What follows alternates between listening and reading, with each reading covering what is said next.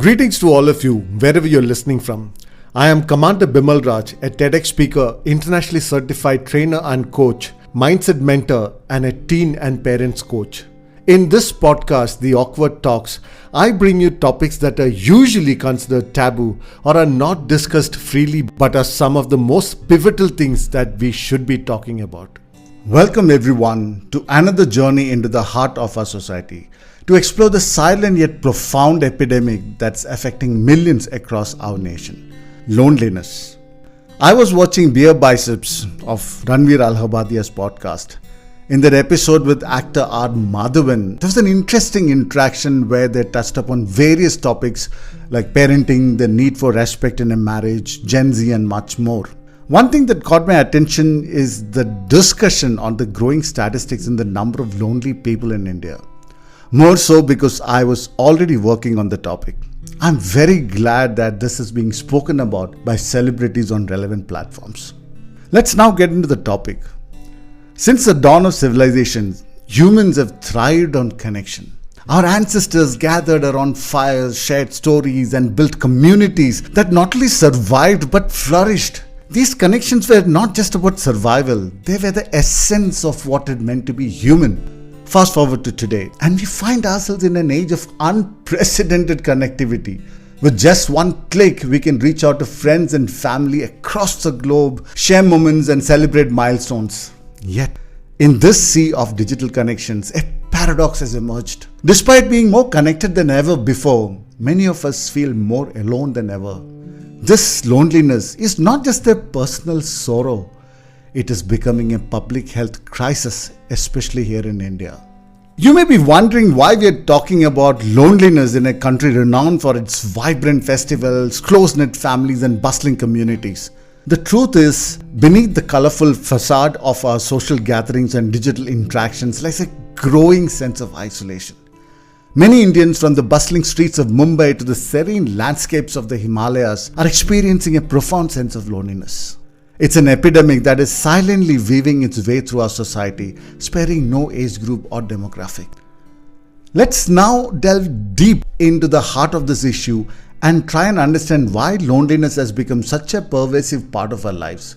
We'll explore who's getting affected the most, from the vibrant youth in our cities to the forgotten elderly in our homes, and discuss why this epidemic is spreading now more than ever. We will also uncover some strategies for mitigation and how we can support each other. We will talk about how, in the middle of the chaos of our busy lives, we can find moments of genuine connection. We need to talk about this now to inspire action, encourage empathy, and foster a community of listeners who are willing to reach out and bridge this gap of loneliness. So whether you are listening from a crowded train in Kolkata, a quiet library in Pune, or the comfort of your home anywhere across the globe, remember, you're not alone in feeling lonely. Through our shared human experience, we can always find ways to reconnect, not just through the screens, but heart to heart, soul to soul. Let's first understand loneliness. There is an important distinction that you need to understand: the difference between being alone and feeling lonely. Now, being alone is a physical state where you are just by yourself. We can actually be quite pleasant or by choice. It is also important that you should be comfortable spending time alone without anyone else around.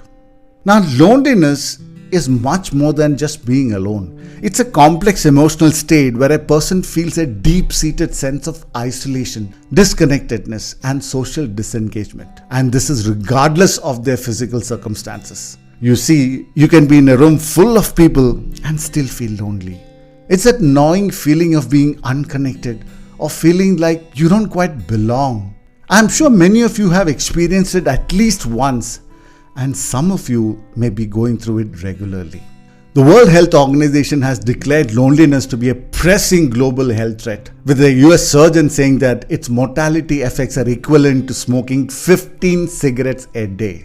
Now let's see how bad is the situation.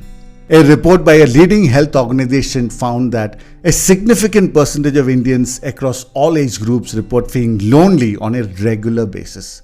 Between 2017 and 18, the initial phase of the longitudinal aging study in India examined nearly 72,000 individuals across India. The findings reveal that 20.5% of adults aged 45 and older experience moderate loneliness, while 13.3% reported severe loneliness. As per a worldwide survey conducted in 142 countries, almost a quarter of adults reported feeling very or fairly lonely. This is as per an October Meta Gallup survey, which is more than 1 billion people. In Japan, an estimated 1 to 2 million working age people are living in isolation, a phenomenon known as hikikomori. Now, hikikomori is a term used to describe people who have withdrawn from society, often for a period of 6 months or longer. And then there is the concept of kodoksi, or the lonely death. In this, a person dies in solitude before being discovered several months and sometimes years after death. However, interestingly, Japan is not on the top of the list of loneliness index.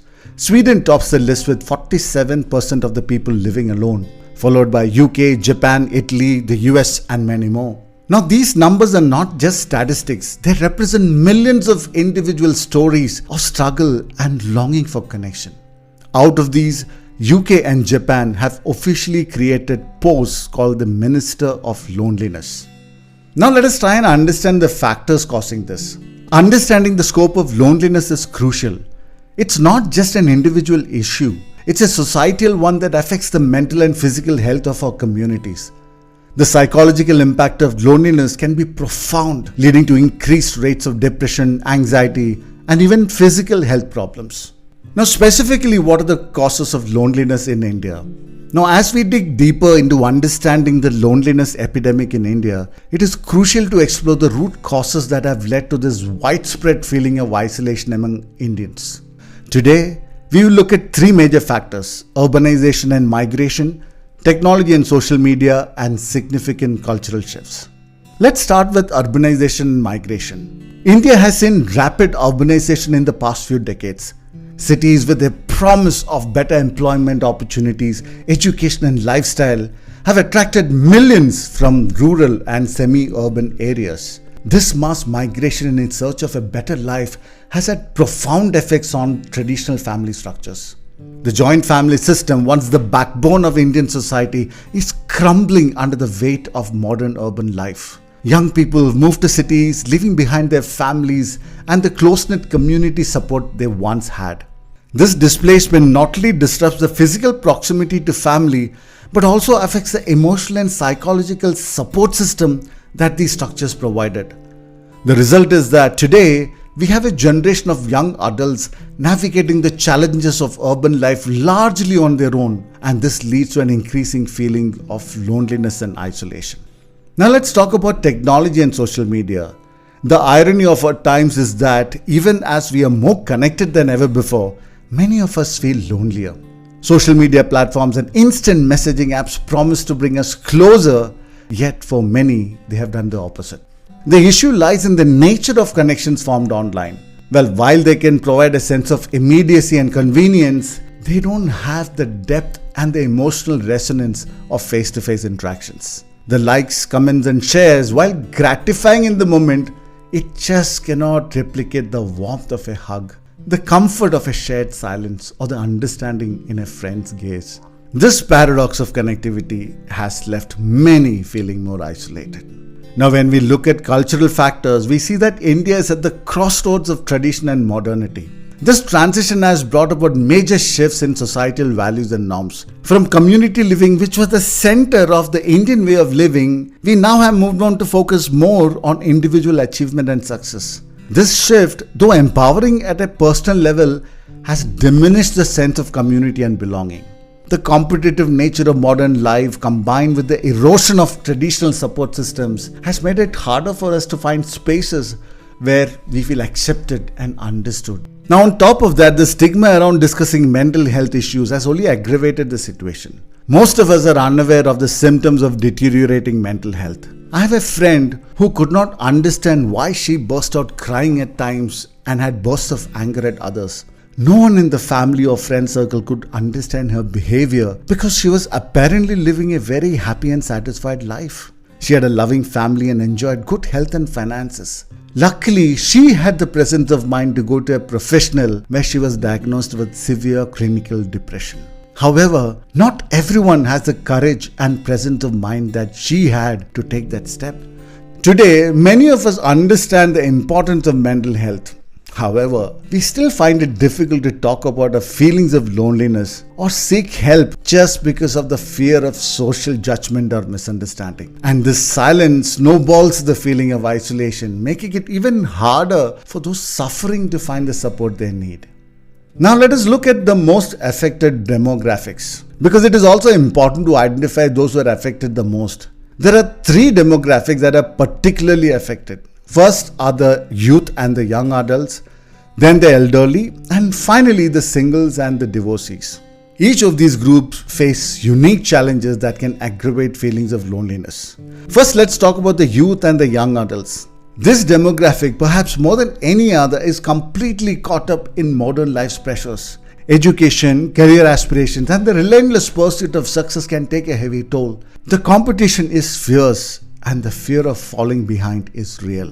Again, social media, while a tool of connection, often becomes a double-edged sword for the young. The constant barrage of curated success stories, travel diaries, and seemingly perfect lives make you feel that everyone is having a great life except you. Everyone is taking holidays except you. Everyone is progressing except you. And all this can lead to an overwhelming sense of inadequacy and isolation.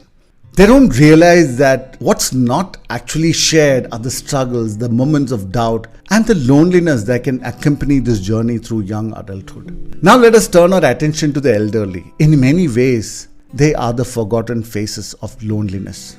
As India strides forward, unfortunately our elders are often left behind, and they grapple with the fast pace of change. The generation gap widens, and it leaves them feeling out of touch and in many cases neglected. For many elderly people, the days can be long and solitary, with the family members busy or moved away, and along with that, the physical challenges that come with age causes the opportunities for social interaction to reduce drastically. The silence in their home becomes a stark reminder of the vibrant lives they once led. Now it is replaced by a quiet longing for connection and companionship. Singles and divorcees face their own set of challenges. In a society where marriage is often seen as the norm, being single or divorced can come with a heavy social stigma. This can lead to isolation, as individuals may find themselves excluded from social gatherings or family events, either by others or through their own choices to avoid uncomfortable situations and questions. Now, the search for community support is filled with challenges. For singles, the journey to find like-minded individuals who understand their choice or circumstance can be daunting. For divorcees, the process of rebuilding their lives while facing societal judgment adds an additional layer of complexity to overcoming loneliness. Now, it's time to turn our attention to the light at the end of the tunnel. There are ways to combat loneliness through individual actions, community effects, and also policy changes.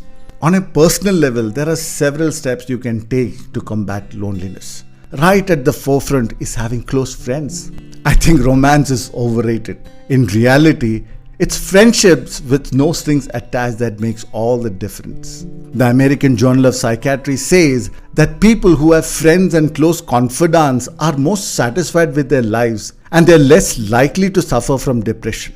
They're also less likely to die from all causes, including heart problems and a range of chronic diseases. Another review of 38 studies talk about the importance of adult friendships, especially high quality ones, because they can provide the social support and companionship. These connections provide well-being, and it can protect against mental health issues across your lifespan.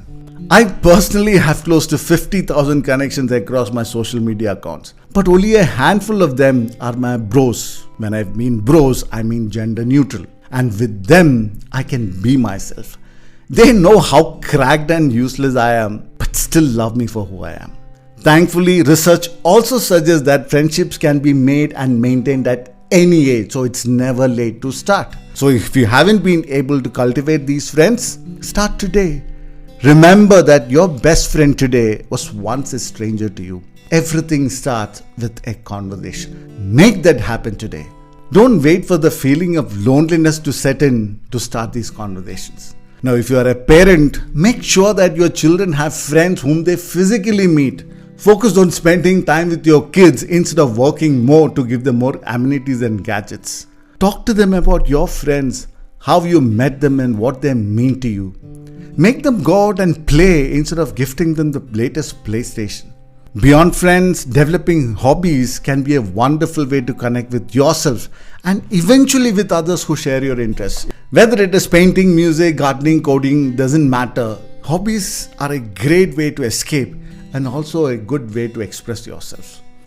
Another powerful avenue is volunteering. Not only does it connect you with others, but it also provides a profound sense of purpose when you help those in need. The act of giving back can build bridges between isolated individuals as well as their communities. Another avenue is also joining clubs or groups with similar interests. Case in point are my in-laws. They were at one point even considering living in an elderly community. However, they joined Rotary and now they have an amazing circle of friends who love and care for each other. They have great get-togethers, they just go off on trips together and have all the fun, and they couldn't be happier. Lastly, let's not forget the importance of seeking professional help when needed. Therapy can provide tools to navigate these feelings of loneliness, and it gives you support in understanding and overcoming these emotions. Remember, seeking help is a sign of strength, not weakness. Next, what can community and society do? Now, combating loneliness is a multifaceted endeavor and it requires action on multiple fronts. But the good news is there are tangible steps we all can take, from personal changes to advocating for broader societal shifts. Community and societal actions play an important role in combating loneliness. Conducting activities that cater to all age group and demographics can make a huge difference. Events that bring together the young and the elderly, singles and families, all these can bring about understanding and empathy across generations and life stages. Now, improving mental health awareness is another critical piece of this puzzle. We need to break down the stigma associated with loneliness and mental health. And by doing that, we open the door for more people to speak out and seek help. Now, this requires education and awareness campaigns aimed at individuals as well as communities so that we can address loneliness issue head on. Now, government has multiple initiatives to help in the area of mental well-being. Telemanas is a national tele-mental health program in India started by the Ministry of Health and Family Welfare. There are many others like Snehi, which is about 30 years old. There's a plethora of helplines from Lifeline Foundation, Samaritans Mumbai, Mukta Helpline, ND Prana Helpline, Kiran, Asra, and so many others. Many of these are available 24/7. All it takes is a simple Google search to find out the details. In conclusion, if there is one message I want you to take away from today's episode, it's this. Loneliness is a common human experience. It touches all of us at some point and in varying degrees. Remember that feeling lonely is not a reflection of your worthiness for love and connection. It's just a sign that you are human with a heart eager for meaningful connections. Acknowledging it, talking about it, and seeking help is not a sign of weakness. On the contrary, it's a courageous step towards reclaiming your well-being. Remember, you are not alone in this journey. Together, we can navigate this path from solitude to solidarity, from shadows into light. If you like this podcast, please don't forget to rate it. Please click the follow button so that you don't miss any of our episodes. And please share it with as many people as you can. Trust me, you never know from the face who is feeling lonely and who is not. This is Commander Bimal Raj, and I'll be back with another episode very soon.